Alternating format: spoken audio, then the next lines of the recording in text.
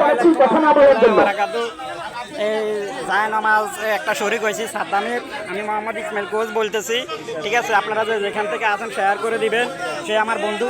ভাইয়া একটা গমের কথা বলে দেন, কি কথা বুঝছেন?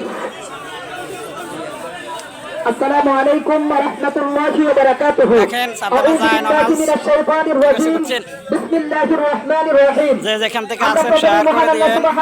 এই সাদ্দামের লাশ আমার বন্ধু। যে মহান আল্লাহ সুবহানাহু ওয়া তাআলা আমাদেরকে যোগ্য ইমামের পিছনে সালাতুল আসরের নামাজ আদায় করার তৌফিক দান করছেন এবং মেহরবান সাদ্দামের জানাজায় উপস্থিত হওয়ার তৌফিক দান করছেন। এর জন্য আমরা শুকরিয়া আদায় করি আলহামদুলিল্লাহ।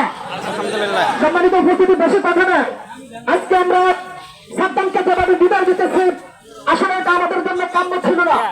যে সন্ত্রাসী সাদ্দাম দুনিয়া থেকে বিদায় নিয়ে চলে যাচ্ছেন, আমাদেরকে কি শিক্ষা দিয়ে যাচ্ছেন, আমাদের রাজেন্দ্রপুরবাসীর কি চাওয়া কি পাওয়া ছিল, আমরা এটা কখনো কামনা করি নাই। সাদ্দামকে আমরা এভাবে কোনোদিন বিদায় দিতে হবে। যে সমস্ত সন্ত্রাসীরা এই কর্মকাণ্ড চালিয়েছে, যারা এটার সাথে জড়িত, তাদেরকে আইনের আওতায় এনে দৃষ্টান্তমূলক শাস্তি না দেওয়া পর্যন্ত রাজেন্দ্রপুরবাসী না ফিরে যাবে না।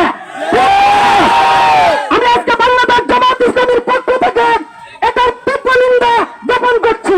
সম্মানিত উপস্থিতি, আমাদেরকে মনে রাখতে হবে আজকে সাদ্দাম চলে যাচ্ছে, কালকে যায় বাবা আমাকে যেতে হবে না, এরকম কারণে গ্যারান্টি আমরা দিতে পারি না। ঠিক নয়? আমরা ঘর থেকে নিরাপদে বের হয়েছি, আমরা ঘর নিরাপদে যেতে চাই।